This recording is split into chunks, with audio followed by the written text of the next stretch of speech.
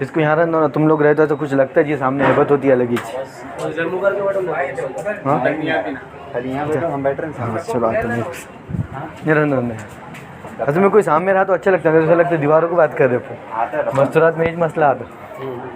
کوئی سامنے نہیں رہا تو ایسا لگتا ہے دیوار کچھ بات کر رہے تھے۔ ہاں ایسا چلنا ہے، کوئی مسئلہ نہیں۔ ارے سامنے کوئی تو بھی رہنا، ایک آدمی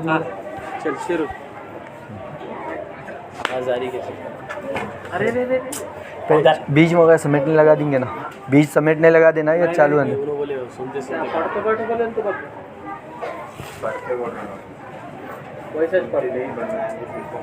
ایک ساتھ دو کام پانی نہ ہو جی، بھوک لگی۔ الحمد للہ، بچوں کو پوچھو الحمد للہ، الحمد للہ وکفی وسلام علی عبادہ الذین اصطفی، اما بعد فقد قال اللہ تبارک وتعالی فی کلامہ المجید والفرقان الحمید، فاعوذ باللہ من الشیطان الرجیم، بسم اللہ الرحمن الرحیم، سبحان الذی اسری بعبدہ لیلا من المسجد الحرام الی المسجد الاقصی الذی بارکنا حولہ، صدق اللہ العلی العظیم۔ عزیزان گرامی، اللہ رب العزت نے اس دنیا کے اندر ساری کائنات کو پیدا کیا۔ ہر چیز کے خالق اللہ رب العزت ہے، ہر چیز کو پیدا کرنے والی ذات اللہ رب العزت کی ذات ہے، لیکن خالق ارض و سما کا یہ ضابطہ ہے کہ ساری چیزوں کو پیدا کرنے کے بعد اللہ رب العزت نے ہر چیز میں سے کسی ایک کو خاص کر کے کچھ فضیلت عطا کی ہے۔ مثال کے طور پر ہفتے کے اندر 7 دن ہیں، تو 7 دنوں کو پیدا کرنے والی ذات اللہ رب العزت کی ذات ہے، لیکن اللہ نے ان 7 دنوں میں جمعے کے دن کو ایک خصوصیت عطا فرمائی۔ اسی طرح ایک سال کے اندر 12 مہینے ہوتے ہیں، لہٰذا 12 مہینوں کو پیدا کرنے والی ذات اللہ رب العزت کی ذات ہے، لیکن چند وجوہات کی بنیاد پر اللہ نے رمضان المبارک کو تمام مہینوں کا سردار بنایا۔ تو ساری بات کا خلاصہ یہ ہے کہ کائنات کی ہر چیز کو بنانے والی ذات اللہ کی ہے، اور اللہ نے ان چیزوں میں سے بعض چیزوں کو مخصوص کر کے کچھ فضیلت عطا فرمائی۔ مثال کے طور پر آگے چلتے ہوئے اللہ رب العزت نے 1,24,000 انبیاء علیہ السلام کو دنیا میں مبعوث کیا، لیکن اللہ نے چند انبیاء علیہ السلام کو خصوصی درجات سے نوازا تھا، اور آقا نامدار مدینے کے تاجدار محمد عربی صلی اللہ علیہ وسلم کو تمام نبیوں کا سردار بنایا تھا۔ گویا کہ 1,24,000 انبیاء علیہ السلام کو بھیجنے والی ذات اللہ کی، اور ان تمام انبیاء علیہ السلام نے محمد عربی صلی اللہ علیہ وسلم کو فضیلت عطا کرنے والی ذات بھی اللہ رب العزت کی ہے۔ اسی طرح اللہ رب العزت نے ساری کائنات کو بنایا، اس کے اندر کچھ جگہوں کو اللہ نے خصوصیت عطا فرمائی، اور وہ خصوصیت چند وجوہات کی بنیاد پر عطا فرمائی۔ اسلام کے اندر قابل احترام جو مقامات ہیں، ان میں سب سے پہلی جو جگہ آتی ہے وہ بیت اللہ، مسجد حرام کا علاقہ ہے، کہ وہ ہمارے لیے قابل تعظیم ہے، اس کی محبت ہمارے دلوں میں ہونی چاہیے۔ اسی طرح مدینہ منورہ، مسجد نبوی، یہ علاقہ بھی ہمارا یہ یقین اور عقیدہ ہے کہ ساری کائنات میں سب سے افضل اور سب سے مقدم اور سب سے مقدس سرزمین بیت اللہ، مکہ مکرمہ اور مدینہ منورہ کی ہے۔ اس کے بعد اسلام کے اندر جس مقام کی فضیلت آتی ہے، اہمیت آتی ہے، وہ ارض شام، ارض فلسطین، جو کہ انبیاء علیہ السلام کی سرزمین رہ چکی ہے۔ اگر ہم قرآن کا مطالعہ کرتے ہیں تو ہمیں اس بات کا اندازہ ہوتا ہے کہ پورے قرآن میں اللہ رب العزت نے صرف اور صرف 2 ہی مسجدوں کا نام لے کر تذکرہ کیا ہے. اس کے علاوہ دیگر مساجد کا بھی تذکرہ ملتا ہے، لیکن اللہ نے نام لے کر تذکرہ نہیں کیا. مثلا 11ویں پارے کے اندر اللہ تعالیٰ فرماتے ہیں لمسجد اسس علی التقوی. مفسرین فرماتے ہیں اس مسجد سے مراد مسجد قباء ہے. اللہ نے تذکرہ کیا مساجد کا لیکن نام نہیں لیا. ساری زمین پر 2 ہی مسجدیں ایسی ہے جس کا اللہ رب العزت نے اپنے کلام اللہ میں تذکرہ کیا ہے نام لے کر. سبحان الذی اسری بعبدہ لیلا من المسجد الحرام الی المسجد الاقصی الذی بارکنا حولہ. نمبر 1 مسجد حرام اور نمبر 2 مسجد اقصی، جس کی فضیلت کو بڑھانے کے لیے اللہ نے ان مسجدوں کا نام اپنے مقدس کلام میں ذکر کیا. اور اسلام کے اندر آقا مدنی صلی اللہ علیہ وسلم نے اپنی احادیث میں جن 3 مسجدوں کی خصوصی فضیلت کو بیان کیا ان میں بھی نمبر 1 مسجد حرام، نمبر 2 مسجد نبوی اور نمبر 3 پر مسجد اقصی کا تذکرہ ملتا ہے. تو خلاصہ کلام یہ ہے، قرآن و حدیث کی روشنی میں ساری دنیا کے اندر ایمان والوں کے لیے یہ 3 مساجد دنیا کی دیگر مساجد کے مقابلے میں بہت زیادہ اہمیت کی حامل ہیں. اس لیے کہ دنیا میں جہاں کہیں جو کوئی مسجد ہے وہ اللہ کا گھر ہے، چاہے وہ دنیا کے کسی بھی علاقے میں کیوں نہ ہو، چھوٹی سی مسجد کیوں نہ ہو. ہمارا یہ ایمان اور عقیدہ ہے کہ وہ اللہ کا گھر ہے. لیکن مسجد اقصی، مسجد حرام، مسجد نبوی ان تمام دنیا کی مساجد کی سردار ہے. اور ایک بات آگے سنتے چلیں کہ ہماری یہ غلط فہمی ہے، ہم یہ سمجھتے ہیں کہ مسجد اقصی کو سب سے پہلے حضرت سلیمان علیہ السلام نے تعمیر کیا. اکثر ہم واقعات سنتے رہتے ہیں، روایتیں ہمارے سامنے سے گزرتی ہے کہ مسجد اقصی کو سب سے پہلے حضرت سلیمان علیہ السلام نے تعمیر کیا. حالانکہ یہ ہماری غلط فہمی ہے، اس لیے کہ موجودہ دور کے مستند عالم دین حضرت مولانا مفتی تقی عثمانی صاحب دامت برکاتہم العالیہ نے اپنی تحقیق پیش کی کہ ساری کائنات میں سب سے پہلے مسجد حرام کی بنیاد اللہ رب العزت نے فرشتوں کے ذریعے رکھی، اور دوسرے نمبر پر اللہ رب العزت نے ساری کائنات میں مسجد اقصی کی بنیاد فرشتوں کے ذریعے رکھی.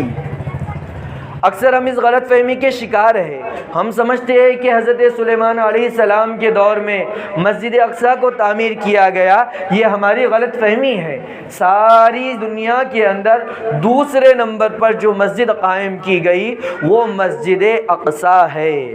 پھر اس کے بعد جیسے جیسے زمانہ آگے بڑھتا گیا، طوفان حضرت آدم علیہ السلام کو دنیا میں بھیجا گیا. اللہ نے حضرت آدم علیہ السلام کے ذریعے بیت اللہ کی تعمیر کی. اسی طرح مفتی عبد الواحد قریشی بتاتے ہیں کہ جس طرح حضرت آدم علیہ السلام نے بیت اللہ کو ڈبل سے دوبارہ تعمیر کیا، اسی طرح حضرت آدم علیہ السلام نے مسجد اقصی کو بھی تعمیر کیا. اس کے بعد جب حضرت نوح علیہ السلام کا دور آیا اور اللہ نے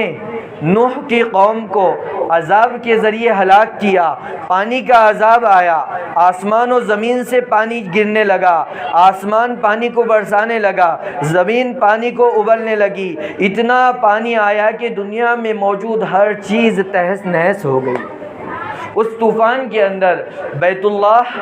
اور مسجد اقصی کی جو عمارت تھی وہ بھی منہدم ہو گئی اور ان کی بنیادیں باقی رہیں. اس کے بعد زمانہ گزرتا رہا، حضرت ابراہیم علیہ السلام کا دور آیا. حضرت ابراہیم علیہ السلام ملک شام کے باسی تھے، فلسطین کے ارض میں زمین پر رہنے والے تھے. وہاں سے حضرت ابراہیم علیہ السلام نے جب اپنے والد کی منشا کے مطابق سرزمین شام کو چھوڑا، وہاں سے وہ اپنے بچے اور بیوی کو لے کر حجاز مقدس کی طرف تشریف لے کر گئے. اللہ کی طرف سے یہ حکم تھا کہ اے ابراہیم اپنے بیٹے اور اپنی گھر والی کو آپ کو مکہ مکرمہ کے اندر چھوڑنا ہے، جہاں نہ کوئی وادی تھی، نہ کوئی انسان تھا، نہ کوئی آبادی تھی، نہ کھانے کا انتظام، نہ پینے کا انتظام، لیکن ابراہیم علیہ السلام کی قوت ایمانی تھی اور آپ کے گھر والوں کا یہ ایمان تھا کہ ان لوگوں نے اللہ رب العزت کے رضامندی کے سامنے اپنے آپ کو وہاں پر ایسے جگہ پر چھوڑنے کے لیے تیار ہو گئے جہاں کھانے پینے کا کوئی انتظام نہیں تھا۔ اس کے بعد زمانہ آگے بڑھتا گیا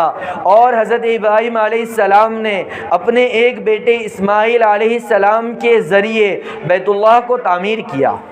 اللہ رب العزت نے اس کی نشاندہی فرمائی کہ اس جگہ بیت اللہ تھا، تو حضرت ابراہیم علیہ السلام اپنے بیٹے اسماعیل علیہ السلام کو لے کر مسجد حرام کے احاطے میں بیت اللہ کو حضرت ابراہیم علیہ السلام نے تعمیر کیا۔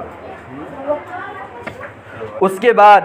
جب بیت اللہ کی تعمیر مکمل ہوئی، حضرت ابراہیم اپنے ایک بیٹے اسماعیل کو مسجد حرام کے پاس چھوڑ کر ملک شام اور فلسطین تشریف لے گئے۔ وہاں آپ کے دوسرے بیٹے حضرت اسحاق علیہ السلام تھے، لہٰذا حضرت ابراہیم نے اپنے دوسرے بیٹے حضرت اسحاق کے ساتھ مل کر مسجد اقصی کو دوبارہ تعمیر کیا، جو کہ طوفان نوح کے وقت گر چکی تھی، منہدم ہو چکی تھی۔ تو خلاصہ کلام یہ ہے کہ مسجد اقصی کی تعمیر حضرت داؤد علیہ السلام، سلیمان علیہ السلام کی طرف جو منسوب کی جاتی ہے وہ حقیقت کے اعتبار سے صحیح نہیں ہے۔ اصل اس کو سب سے پہلے فرشتوں نے تعمیر کیا تھا، دوسرے نمبر پر حضرت آدم علیہ السلام نے تعمیر کیا تھا، تیسرے نمبر پر حضرت ابراہیم نے اپنے بیٹے حضرت اسحاق کے ساتھ مل کر بیت المقدس کو تعمیر کیا تھا۔ اس کے بعد جب زمانہ آگے بڑھا، حضرت سلیمان علیہ السلام کی حکومت کا دور آیا۔ اللہ نے حضرت سلیمان علیہ السلام کو ایسی حکومت عطا فرمائی تھی کہ ساری کائنات میں ایسی بادشاہت اللہ نے کبھی کسی کو عطا نہ فرمائی۔ تو حضرت سلیمان علیہ السلام نے یہ کام کیا کہ حضرت ابراہیم اور اسحاق علیہ السلام نے مل کر مسجد اقصی کی تعمیر جو کی تھی، اس کی توسیع کا کام، اس کو بڑا کرنے کا کام حضرت سلیمان علیہ السلام نے جنات کو لے کر کیا۔ حضرت سلیمان علیہ السلام نے جنات کے ذریعے مسجد اقصی کی تعمیر کی، اور اس کے بعد حضرت ابراہیم علیہ السلام اور حضرت اسحاق علیہ السلام نے مسجد اقصی کو تعمیر کرنے کے بعد اللہ رب العزت سے دعائیں مانگی۔ جیسا کہ ہم سورہ بقرہ کے اندر تفسیر کے اندر سنتے ہیں کہ جب حضرت ابراہیم اور اسماعیل علیہ السلام نے بیت اللہ کو تعمیر کیا تو اس وقت دونوں باپ بیٹوں نے مل کر مسجد حرام اور بیت اللہ کی تعمیر کے بعد اللہ سے دعا مانگی تھی۔ وَإِذْ يَرْفَعُ إِبْرَاهِيمُ الْقَوَاعِدَ مِنَ الْبَيْتِ وَإِسْمَاعِيلُ رَبَّنَا تَقَبَّلْ مِنَّا إِنَّكَ أَنْتَ السَّمِيعُ الْعَلِيمُ رَبَّنَا وَابْعَثْ فِيهِمْ رَسُولًا مِّنْهُمْ يَتْلُو عَلَيْهِمْ۔ یہ آیت حضرت ابراہیم علیہ السلام اور حضرت اسماعیل علیہ السلام کی دعاؤں کا ان آیتوں میں تذکرہ ہے کہ جب دونوں نے مل کر مسجد حرام میں بیت اللہ کو تعمیر کیا تو اللہ سے یہ دعائیں مانگی۔ اس کے بعد حضرت سلیمان علیہ السلام نے جب مسجد اقصی کو تعمیر کیا تو انہوں نے اللہ رب العزت سے 3 دعائیں مانگی۔ مسجد اقصی کو جب حضرت سلیمان علیہ السلام نے تعمیر کیا تو 3 دعائیں مانگی۔ نمبر 1 یہ دعا تھی کہ یا اللہ مجھے آپ ایسی حکومت عطا فرمائیے جس کے اندر میں آپ کے منشا کے مطابق حکومت کروں، یعنی آپ کے احکامات کی روشنی میں حکومت کروں، آپ مجھے ایسی بادشاہت عطا فرمائیے۔ اس کے بعد آپ نے دوسری دعا یہ کی رب هب لی ملکا لا ينبغی لأحد من بعدی، یا اللہ آپ مجھے ایسی بادشاہت عطا فرمائیے کہ میرے بعد روئے زمین پر اتنی بڑی اور اتنی وسیع شان عظیم الشان بادشاہت کسی کو نہ ملے۔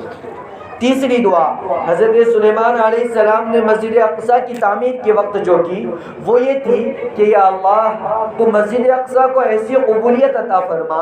کہ جو شخص یہاں آ کر نماز پڑھے، جو شخص یہاں آ کر نماز پڑھے تو اس کو گناہوں سے ایسا پاک صاف فرما جیسے کہ بچہ پیدا ہونے کے دن گناہوں سے پاک صاف ہوگا۔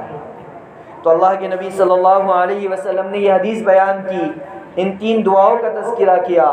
اور کہا کہ پہلی دو دعائیں حکومت کا ملنا اور عظیم الشان حکومت کا ملنا، اللہ نے یہ ان دعاؤں کو قبول کیا، اور اس کے بعد اللہ کے نبی صلی اللہ علیہ وسلم نے ارشاد فرمایا امید ہے کہ انہوں نے جو تیسری دعا کی تھی اللہ نے اس کو بھی قبول کر لیا ہوگا۔ اسی لیے مفسرین حضرات فرماتے ہیں کہ حضرت عبداللہ ابن عمر جو کہ مسجد نبوی کے پاس رہتے تھے، یعنی کہ مدینہ منورہ میں رہتے تھے، مسجد نبوی سے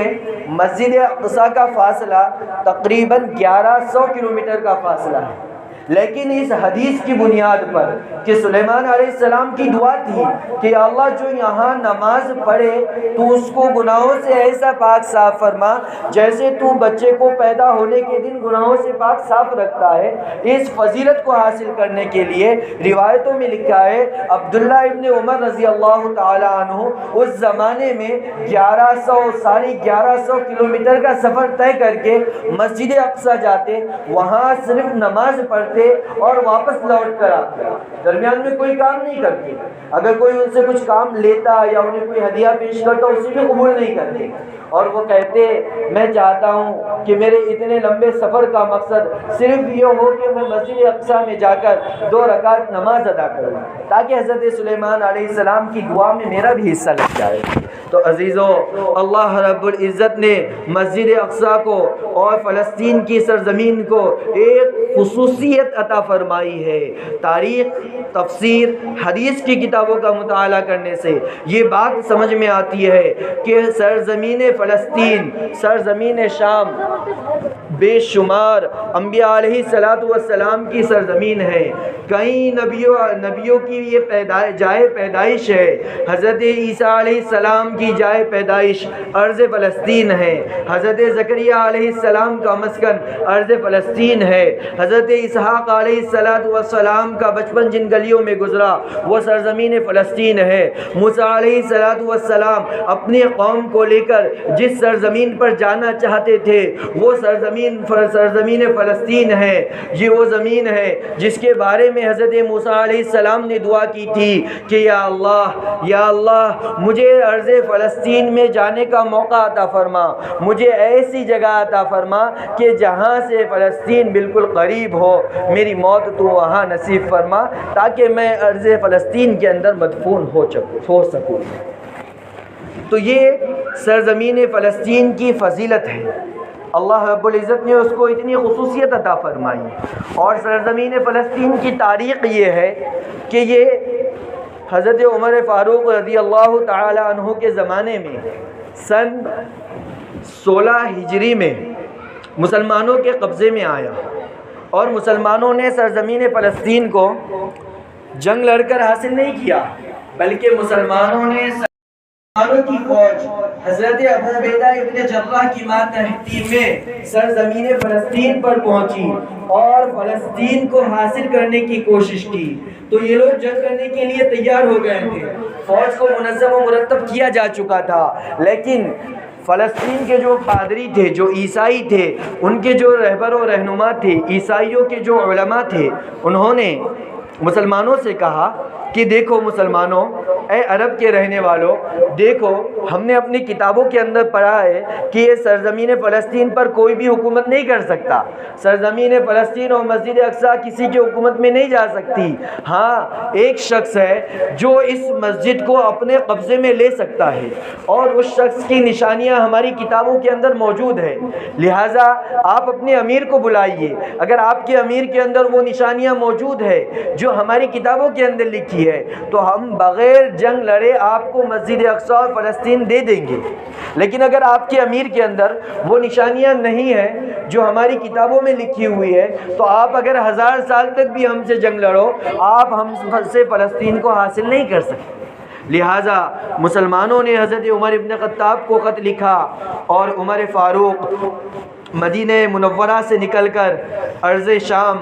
سرزمین فلسطین تشریف لائے۔ جب آپ فلسطین پہنچے تو وہاں کے عیسائی عالموں نے اپنی کتابوں کو کھولا، اس کے اندر فلسطین کو فتح کرنے والے کی جو نشانیاں تھیں وہ پڑھی، اور حضرت عمر رضی اللہ تعالی عنہ کی شخصیت کو دیکھا تو ان علماء کو حضرت عمر رضی اللہ تعالی عنہ کے اندر وہ تمام نشانیاں مل گئی جو ان کی کتابوں کے اندر لکھی تھی۔ لہذا عیسائیوں نے مسجد اقصیٰ اور فلسطین کی چابیاں بغیر جنگ لڑے مسلمانوں کے ہاتھ میں دے دی۔ لہذا اس کے بعد سے یہ مسجد مسلمانوں کے قبضے تصرف میں رہی۔ سب لوگ چاہے وہ یہودی ہو، عیسائی ہو، مسلمان ہو، ہر ایک اپنی مذہبی تعلیمات کے اعتبار سے اس علاقے میں آزادی سے زندگی گزارا کرتا اور مسلمان اس علاقے پر حکومت کیا کرتا۔ جب مسجد اقصیٰ مسلمانوں کے ہاتھ میں آئی تو عمر فاروق رضی اللہ تعالی عنہ مسجد اقصیٰ کے اندر داخل ہوئے۔ جب مسجد اقصیٰ میں داخل ہوئے تو عمر فاروق نے وہاں پر جھاڑو رکھی ہوئی تھی، اس کو اٹھا کر مسجد اقصیٰ کو صاف کرنا چاہا تو مسلمانوں کے جو فوج کے سپہ سالار تھے ابو عبیدہ ابن جراح وہ کہنے لگے، اے عمر ابن خطاب، آپ تو مسلمانوں کے خلیفہ ہو، آپ تو مسلمانوں کے بادشاہ ہو، آپ جھاڑو اٹھا کر اسے صاف کر رہے ہیں؟ تو حضرت عمر رضی اللہ تعالی عنہ نے جواب دیا، اے ابو عبیدہ، تم جانتے ہو یہ کون سی جگہ ہے؟ یہ وہ جگہ ہے جہاں اللہ رب العزت کے نبی آقائے مدنی محمد عربی صلی اللہ علیہ وسلم نے 1,24,000 انبیاء علیہ السلام کی امامت فرمائی۔ لہٰذا جتنے انبیاء علیہ السلام اللہ نے دنیا میں بھیجے ہیں سب کے سب انبیاء علیہ السلام بیک وقت اس مسجد میں جمع ہوئے تھے۔ لہٰذا یہ مسجد اقصیٰ کی خصوصیت ہے، ورنہ دنیا کے اندر ایسی کوئی مسجد نہیں ہے جہاں تمام انبیاء علیہ السلام ایک ساتھ جمع ہوئے ہو۔ نہ مسجد حرام میں جمع ہوئے، نہ مسجد نبوی میں جمع ہوئے، صرف اور صرف مسجد اقصیٰ کے اندر تمام انبیاء علیہ السلام بیک وقت جمع تھے۔ بلکہ مفتی عبد الواحد قریشی علیہ دامت برکاتہم العالیہ یہ بات فرماتے ہیں کہ مسجد اقصیٰ کی ایک اور خصوصیت ہے۔ وہ خصوصیت کیا ہے؟ ہم سنتے ہیں سفر معراج میں جب اللہ کے نبی صلی اللہ علیہ وسلم معراج تشریف لے جا رہے تھے تو اللہ کے نبی صلی اللہ علیہ وسلم نے تمام انبیاء علیہ السلام کی وہاں امامت فرمائی، تمام انبیاء علیہ السلام نے آپ کی اقتداء میں نماز ادا کی۔ تو مفتی عبد الواحد قریشی فرماتے ہیں کہ یہ نماز ایسی نماز ہے کہ نہ دنیا کی کسی مسجد میں ایسی نماز پڑھی گئی اور نہ ہی دنیا کی کسی مسجد میں ایسی نماز پڑھی جائیں گی کہ امام بھی امام الانبیاء اور مقتدی بھی تمام کے تمام نبی۔ ایسی نماز نہ کسی مسجد میں پڑھی گئی اور نہ کسی مسجد میں پڑھی جائیں گی جو نماز مسجد اقصیٰ کے اندر پڑھی گئی۔ تو عزیزو، بتانے کا مقصد یہ ہے، اب تک جو بات بتائی جا رہی تھی وہ یہی کہ مختصر انداز میں فلسطین کی تاریخ، مسجد اقصیٰ کی تاریخ۔ تو فلسطین مسلمانوں کے قبضے میں 15 ہجری کے اندر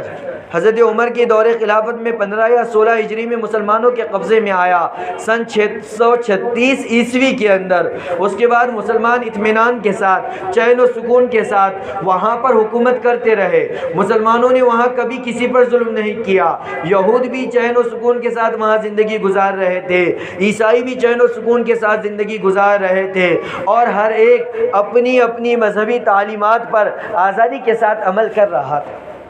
400 سال تک تقریباً یہی معاملہ چلتا رہا، لیکن جب زمانہ گزرتا گیا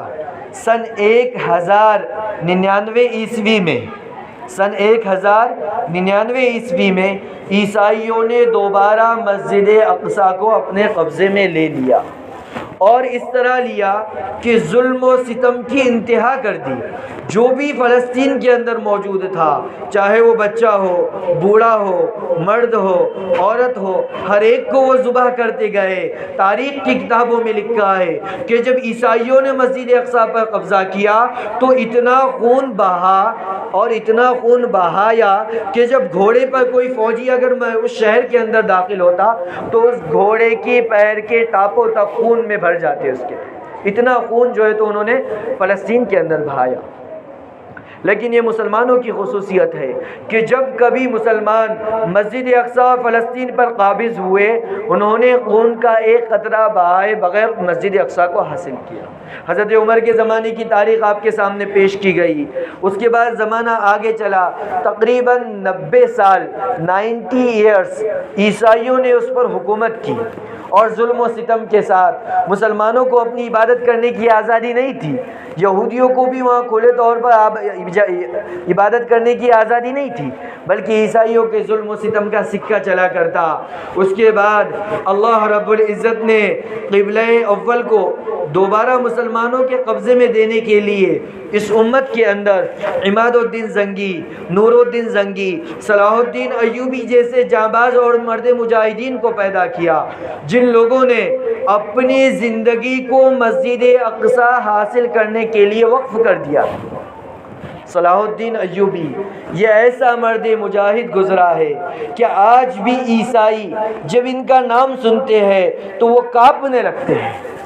کیونکہ صلاح الدین ایوبی نے عیسائیوں کو ہر میدان کے اندر ایسی شکست دی تھی کہ جب وہ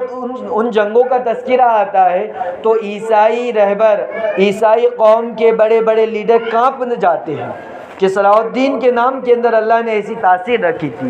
اور وہ مرد مجاہد تھا بھی ایسا کہ جس نے اپنی ساری زندگی کو مسجد اقصی اور فلسطین حاصل کرنے کے لیے وقف کر دیا تھا۔ اس نے یہ قسم کھا رکھی تھی کہ جب تک کہ مسجد اقصی کو میں مسلمانوں کے قبضے میں دوبارہ نہیں لاؤں گا تب تک میں چین سے نہ سو سکتا ہوں، نہ دل کھول کر کھا سکتا ہوں، نہ دل کھول کر ہنس سکتا ہوں۔ سب چیزوں کی اس نے اپنے آپ پر پابندی لگا دی، اور وہ یہ کہا کرتا تھا کہ کیسے میں چین کی نیند سو سکتا ہوں، کیسے میں سکون کے ساتھ کھانا کھا سکتا ہوں، کیسے میں اطمینان کے ساتھ اپنے بیوی بچوں کے ساتھ وقت گزار سکتا ہوں، جبکہ مسلمانوں کی عزت، مسلمانوں کی آبرو عیسائیوں کے قبضے میں۔ تو اس مرد مجاہد نے اپنی قربانیوں کو پیش کر کے کھانا پینا اپنے اوپر حرام کر دیا، سونا اپنے اوپر حرام کر دیا، تب جا کر اللہ رب العزت نے اس مجاہد کی قربانیوں کی برکت سے سن 1187 عیسوی کے اندر دوبارہ مسجد اقصی کو مسلمانوں کے قبضے میں دی۔ اس کے بعد سے مسلمانوں کی مختلف حکومتیں اس پر حکومت کرتے آئی۔ جب صلاح الدین ایوبی کا دور ختم ہوا، سلجوقی حکومت کا دور شروع ہوا تو ان لوگوں نے مسجد اقصی پر حکومت کی۔ جب سلجوقی حکومت کا اقتدار ختم ہوا تو فاطمیوں کی حکومت آئی جو کہ مصر پر حکومت کیا کرتے، ان لوگوں نے مسجد اقصی اور فلسطین پر حکومت کی۔ اس کے بعد زمانہ گزرتا گیا، خلافت عثمانیہ کا دور آیا، اور خلافت عثمانیہ سن 1500 صدی عیسوی کے اندر پورے دنیا کی سپر پاور حکومت بن گئی۔ تو اس کے بعد مسجد اقصی اور فلسطین خلافت عثمانیہ کے ماتحت آ گئے۔ تو الغرض صلاح الدین ایوبی کے فتح کرنے سے لے کر سن 1948 تک مسلسل مسجد اقصی اور فلسطین مسلمانوں کی قبضہ قدرت میں تھی، اور وہاں پر امن و امان کا بازار گرم تھا۔ لیکن یہودیوں کی سازشوں کی وجہ سے ایک دور وہ بھی آیا کہ جب مسلمانوں کو فلسطین اور مسجد اقصی جو کہ ان کے آباء و اجداد کی میراث میں ان کو ملی تھی اس کو بھی چھوڑنا پڑا۔ اس کی تاریخ بھی بڑی طویل ہے، اس کی تاریخ بیان کرنے کے لیے کافی طویل اور لمبا وقت درکار ہے، لیکن مختصر الفاظ میں یہ کہنا چاہتا ہوں کہ عیسائی اور یہودی ماہرین فن جو تھے، دانشور جو تھے، اہل علم و عقد جو تھے، ان لوگوں نے ساری دنیا کی تاریخ کا مطالعہ کیا، اور ساری دنیا کی تاریخ کا مطالعہ کرنے کے بعد وہ لوگ اس نتیجے پر پہنچے، ان لوگوں نے یہ فیصلہ کیا کہ دیکھو دنیا کے اندر ساری دنیا پر کنٹرول کرنے والی وہی حکومت ہے جس کا مسجد اقصی اور فلسطین پر کنٹرول ہو، کیونکہ تاریخ اس بات کی شہادت دیتی ہے آپ سنتے ہوگے کہ اللہ کے نبی صلی اللہ علیہ وسلم کے دور سے پہلے ہرقل شاہ روم یہ فلسطین پر قابض تھا، اور اس کی حکومت اس زمانے میں ساری دنیا کی سپر پاور حکومت تھی۔ اس سے پہلے کی اگر آپ تاریخ اٹھا کر دیکھو گے تو پتہ چلے گا دنیا میں ایک بہت بڑا بادشاہ گزرا ہے جسے ہم سکندر اعظم کہتے ہیں۔ سکندر اعظم نے دنیا کے اکثر و بیشتر علاقے پر قبضہ کیا، اور اس کی ماتحتی میں یہ مسجد اقصی اور فلسطین کا حصہ بھی تھا۔ اس کے بعد ذوالقرنین کا تذکرہ آتا ہے کہ اس نے بھی دنیا کے اکثر و بیشتر حصے پہ حکومت کی، تو فرمایا کہ ذوالقرنین کی ماتحتی میں بھی مسجد اقصی اور فلسطین تھی۔ اس کے بعد حضرت سلیمان علیہ السلام کی ایک حکومت تھی جو دنیا کی سپر پاور حکومت تھی، ان کے بھی قبضہ تصرف میں مسجد اقصی اور فلسطین تھی۔ اصل میں بتانے کا مقصد یہ ہے کہ جس کا قبضہ سرزمین فلسطین اور مسجد اقصی پر ہوگا وہ ساری دنیا کی سپر پاور حکومت خود بخود بن جائیں گی۔ تاریخ میں اس کی شہادتیں موجود ہیں۔ جیسے ہی حضرت عمر کے زمانے میں مسلمانوں کے قبضے میں مسجد اقصی آئی تو اس کے بعد اسلامی حکومت ساری دنیا کی سب سے سپر پاور حکومت تھی۔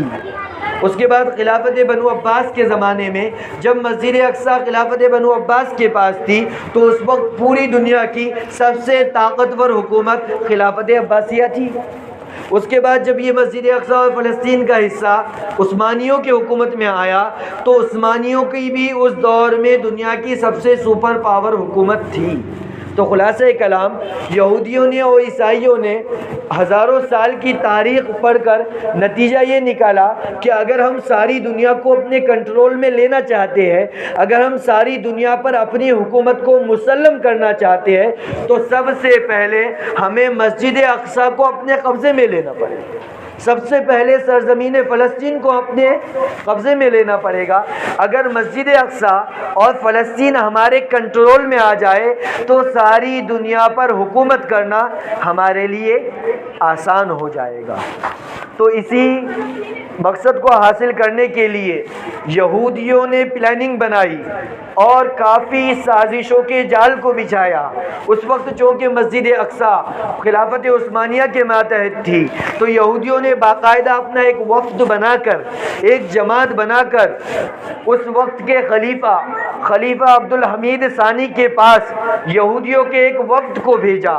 اور ان سے یہ گزارش کی کہ اے خلیفۃ المسلمین، آپ ہمیں سرزمین فلسطین پر تھوڑا سا حصہ وہاں رہنے کے لیے دیجیے، اس کے بدلے میں ہم آپ کو ہزاروں لاکھوں کروڑوں کی تعداد میں مال و دولت عطا فرمائیں۔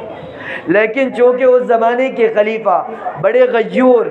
حوصلہ مند، ایمانی طاقت کو، ایمان کے جذبے کو، ایمان کی چنگاری کو اپنے دل کے اندر لیے ہوئے تھے، لہٰذا اس وقت خلیفہ عبدالحمید ثانی نے ایمانی جذبے کے ساتھ ان یہودیوں کو یہ جواب دیا کہ دیکھو، اگر تم ساری دنیا کی حکومت بھی لا کر میرے قدموں میں ڈال دو گے تو میں تم کو فلسطین میں ایک بالش جگہ بھی نہیں دوں گا۔ میرے زندہ رہتے ہوئے تم فلسطین کے ایک بالش حصے پر بھی حکومت نہیں کر سکتے۔ لہٰذا یہودیوں کا یہ وفد وہاں سے ناکام اور نامراد ہو کر واپس لوٹا۔ اس کے بعد ان لوگوں نے اپنے تمام دنیا میں موجود بڑے بڑے یہودیوں کو نیوزی لینڈ کے اندر ایک جگہ بلایا اور وہاں انہوں نے بہت بڑی کانفرنس کی۔ اس کے اندر انہوں نے تقریباً 100-200 سال کی پلاننگ کی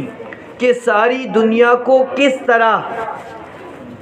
اپنے قبضے میں لیا جائے، اس کے لیے کیا کیا نظام قائم کرنا چاہیے، اس تمام کی ترتیب دی گئی۔ اور ان کے سامنے سب سے بڑا جو خطرہ تھا، جو فلسطین اور مسجد اقصی پر قبضہ کرنے سے انہیں روک رہا تھا، وہ مسلمانوں کی خلافت عثمانیہ تھی۔ لہٰذا ان کے اس مشورے میں یہ طے کیا گیا سب سے پہلے کہ ہمیں خلافت عثمانیہ کو کسی بھی طریقے سے ختم کرنا ہے،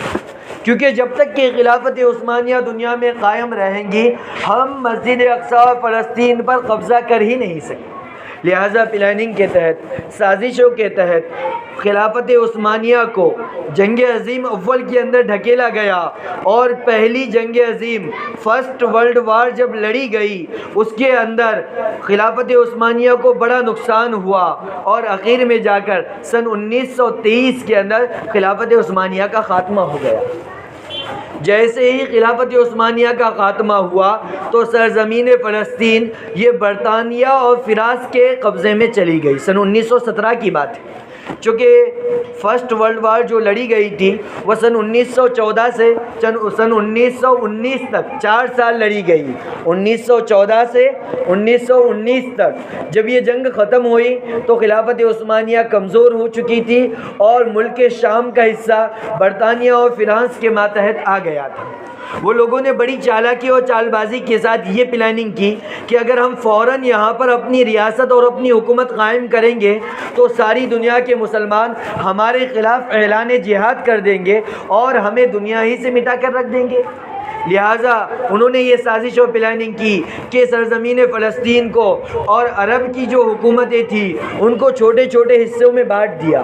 عرب کی جو حکومت تھی اس کو چھوٹے چھوٹے حصے میں بانٹ دیا، اور سن 1917 میں سب سے پہلے یہودیوں کو فلسطین میں آ کر رہنے کی اجازت دی گئی، اور اس بات کی اجازت دی گئی کہ وہ فلسطین میں آ سکتے ہیں، وہاں کی جگہ خرید سکتے ہیں اور وہاں پر اپنی رہائش اختیار کر سکتے ہیں۔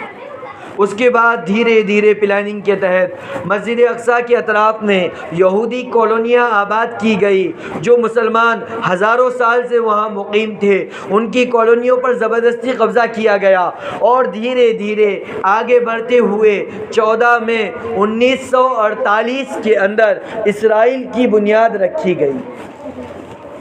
حالانکہ دنیا کے قانون کے اعتبار سے بھی دیکھا جائے تو اسرائیل نام کا کوئی ملک موجود ہی نہیں تھا، لیکن ان لوگوں نے ظالمانہ طور پر وہاں پر قبضہ کیا، اور قبضہ کرنے کے بعد زبردستی فلسطینیوں کے گھر میں گھس کر انہیں گھروں سے نکالا، ان کے گھروں پر قبضہ کیا اور اسرائیل کے قیام کو وجود میں لایا۔ سن 1948 میں جب اسرائیل کی بنیاد رکھی گئی، پھر دھیرے دھیرے اسرائیل کو بڑھایا گیا۔ اس کے پیچھے ساری مغربی دنیا تھی، امریکہ، فرانس، برطانیہ، اقوام متحدہ، ان تمام کا سپورٹ اسرائیل کو تھا۔ ان تمام کی طاقتیں، ان تمام کے ہتھیار اسرائیل کی حفاظت کے لیے تھے، ان تمام کے میزائل اسرائیل کی حفاظت کے لیے تعین کر دیے گئے۔ ورنہ اگر آپ دیکھو گے دنیا کا نقشہ تو اسرائیل یہ پورے اسلامی ممالک کے بیچوں بیچ واقع ہے۔ اگر آپ نقشہ دیکھو گے تو تعجب ہوگا،